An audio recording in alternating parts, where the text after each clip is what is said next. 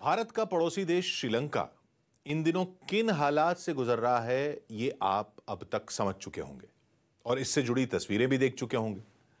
श्रीलंका में वहां के राष्ट्रपति के खिलाफ किस कदर रोष है, इसका पहला उदाहरण उस दिन सामने आया जब श्रीलंका के राष्ट्रपति गोटाबाया राजपक्षे अपने देश की संसद में भाषण देने पहुंचे थे। लेकिन वहां मौजूद सांसदों ने ही उनका विरोध शुरू कर दिया था और गो गोटाबाया के नारे लगाने लगे थे। लेकिन सांसदों के विरोध के बाद श्रीलंका की जनता भी सड़कों पर उतर आई और राष्ट्रपति भवन तक पहुंच गई, जहां जनता ने एक तरह से न सिर्फ राष्ट्रपति भवन पर कब्जा कर लिया, बल्कि लोग राष्ट्रपति के बेडरूम में घुस गए, राष्ट्रपति भवन के स्विमिंग पूल में नहाने लगे, राष्ट्रपति भवन के जिम में कसरत करने लगे। जब यह सब हो रहा था, उससे कुछ समय पहले ही श्रीलंका के राष्ट्रपति को सुरक्षित जगह पर पहुंचाया जा चुका था।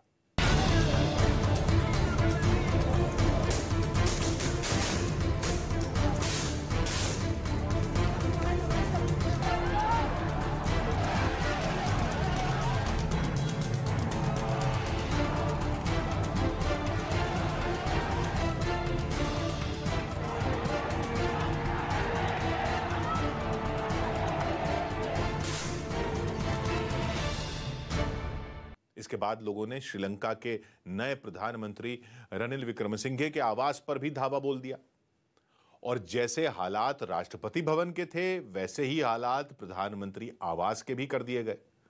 प्रदर्शनकारी इतने पर ही नहीं रुके, वो श्रीलंका के एक सरकारी न्यूज चैनल के स्टूडियो में भी पहुंच गए और आखिरकार इस सरकारी चैनल का प्रसारण भी रोक दिया गया।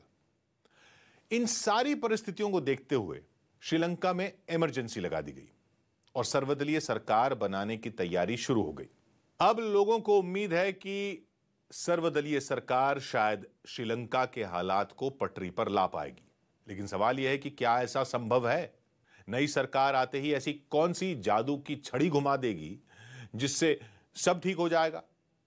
सरकार के खिलाफ विरोध प्रदर्शनों के बीच श्रीलंका के हालात बद से बदतर होते जा रहे हैं। पेट्रोल पंप्स पर ईंधन नहीं है, मेडिकल स्टोर्स पर दवाएं नहीं हैं, खाने पीने की चीजों का अभाव हो चुका है और श्रीलंका के पास विदेशों से जरूरी सामान खरीदने का पैसा भी नहीं है, क्योंकि उसका विदेशी मुद्रा भंडार पूरी तरह से खाली हो चुका है। अगर श्रीलंका में नई सरकार बन भी गई तो उसके लिए रातों रात हालात बदलना संभव नहीं होगा और श्रीलंका की अर्थव्यवस्था को पुराने दौर में लौटने के लिए लंबा इंतजार करना होगा। श्रीलंका की संसद में जिस दिन गोटाबाया राजपक्षे का विरोध हुआ था, उसी दिन प्रधानमंत्री रनिल विक्रमसिंघे ने अपने देश की संसद को बताया था कि कैसे श्रीलंका को इन हालात से उबरने में अभी लंबा समय लगेगा। उन्हें सबसे पहले तो यह कबूल उन्होंने किया कि श्रीलंका पूरी तरह से दिवालिया हो चुका है और मौजूदा स्थिति से श्रीलंका 2023 तक ही उबर पाएगा। उन्होंने यह भी बताया कि फिलहाल श्रीलंका की विकास दर -5 से -4 के बीच है, माइनस में, और 2023 तक श्रीलंका किसी तरह से इसे घटाकर -1 तक ही ला पाएगा, रहेगी माइनस में ही। तीसरी बात उन्होंने संसद को बताई कि श्रीलंका पर इस समय 4 लाख करोड़ रुपए से ज्यादा का कर्ज है। विक्रमसिंघे ने यह भी कहा कि इस साल के अंत तक श्रीलंका में महंगाई दर बढ़कर 60% तक पहुंच जाएगी, 60%, और इसे 4 से 5% के स्तर पर लाने के लिए कम से कम 2025 तक का इंतजार करना होगा। और अगर सब कुछ योजना के मुताबिक चला तब 2025 तक ही श्रीलंका की अर्थव्यवस्था 2019 के स्तर पर वापस आ पाएगी। लेकिन इसमें बहुत सारे अगर मगर हैं, इसलिए अभी भी श्रीलंका इंटरनेशनल मॉनेटरी फंड यानी आईएमएफ से मदद का इंतजार कर रहा है। आईएमएफ और श्रीलंका की सरकार के बीच पहले राउंड की बात हो चुकी है। ये लोन कैसे दिया जाएगा, इसे कैसे खर्च किया जाएगा, इसे चुकाने की शर्तें क्या हो सकती हैं, इन सब बातों पर फाइनल रिपोर्ट अगले महीने दाखिल की जाएगी। इसके बाद ही आईएमएफ श्रीलंका को पैसे देने पर विचार कर पाएगा। श्रीलंका ने पहले भी कई बार आईएमएफ से मदद मांगी है, लेकिन इस बार फर्क यह है कि श्रीलंका पूरी तरह से दिवालिया हो चुका है और एक दिवालिया हो चुके देश को इतनी आसानी से आर्थिक मदद नहीं मिलती। दूसरी बात यह है कि श्रीलंका के पास समय बिल्कुल नहीं है। श्रीलंका की सरकार और वहां के नागरिकों के लिए रोजाना एक नई चुनौती खड़ी हो रही है और इन चुनौतियों से निपटने के लिए श्रीलंका की सरकार एक डोनर कॉन्फ्रेंस बुलाने पर विचार कर रही है। डोनर कॉन्फ्रेंस जिसमें श्रीलंका की उम्मीदें मुख्य रूप से भारत, चीन और जापान पर टिकी होंगी। ये तीनों देश मिलकर श्रीलंका को मौजूदा हालात से बाहर निकालने की कोशिश कर सकते हैं और जब तक श्रीलंका को आईएमएफ से मदद हासिल नहीं हो जाती तब तक इन देशों से मदद लेकर श्रीलंका की सरकार अपना काम चलाने की और खासकर ईंधन, खाना और दवाइयों की व्यवस्था कर सकती है। लेकिन सिंगापुर के बड़े अर्थशास्त्री गणेशन विघ्नराजा ने अपनी एक रिपोर्ट में कहा है कि अगर भारत चाहे तो वो अकेला ही श्रीलंका को इस मुसीबत से निकाल सकता है, यानी श्रीलंका को बेल आउट कर सकता है। इस रिपोर्ट के मुताबिक अगर भारत चाहे तो अगले 2 से 3 साल के लिए श्रीलंका को 20 से 22 बिलियन डॉलर यानी 1.5 से 1.25 लाख करोड़ रुपए दे सकता है।